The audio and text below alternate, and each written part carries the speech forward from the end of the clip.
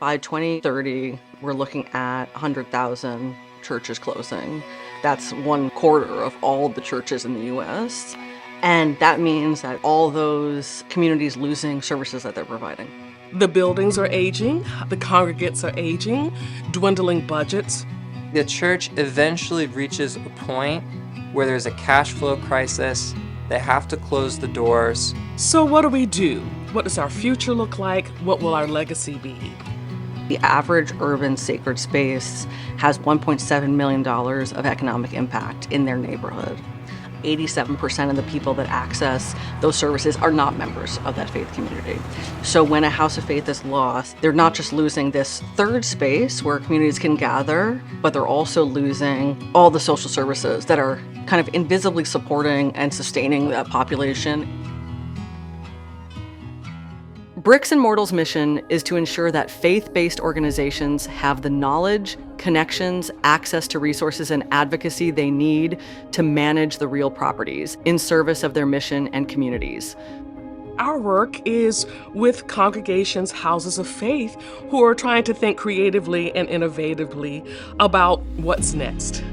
Sustainable Solutions for Sacred Sites was a program that we launched through the Lilly Endowment, Thriving Congregations.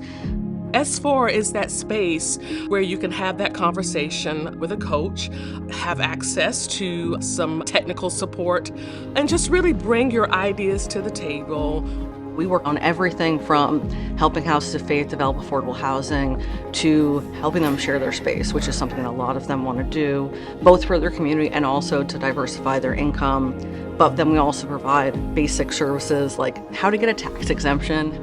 It's always helpful to have someone come in and take some of the administrative lift off of volunteers and lay leaders, as well as overburdened clergy, to just help keep things moving in the right direction.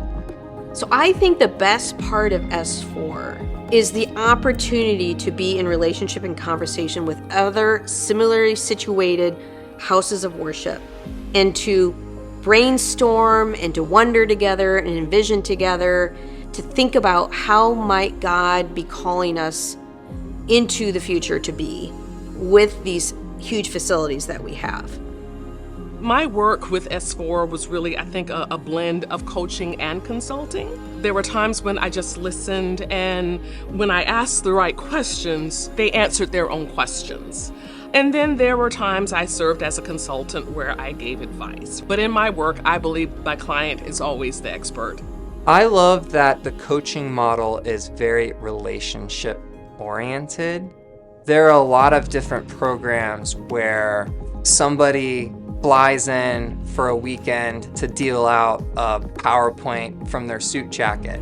And you can learn a lot from a workshop from an expert, but there are certain kinds of transformations that can only happen through the slow building of working with a church and all of their particularities and their humanity over a period of 3 years. These congregations who participate in this program, they have the courage to think about the future. I think any sacred space that is willing to really do some deep thinking about how they use their facilities, how they live into their missions, and are willing to think a little creatively could benefit from a program like S4. The future of the church, it's not going to look like it did in the past. It's going to look different for each congregation. And to have support on that journey, I think it's very important. What I always say is to start thinking about your property and what your community needs now. The sooner you can start thinking about that and having those conversations, the more options your congregation will have for your future. The heart of the Christian tradition is this idea that from death comes new life. So what is it that we have to let go of so that we can make space for God to make something new?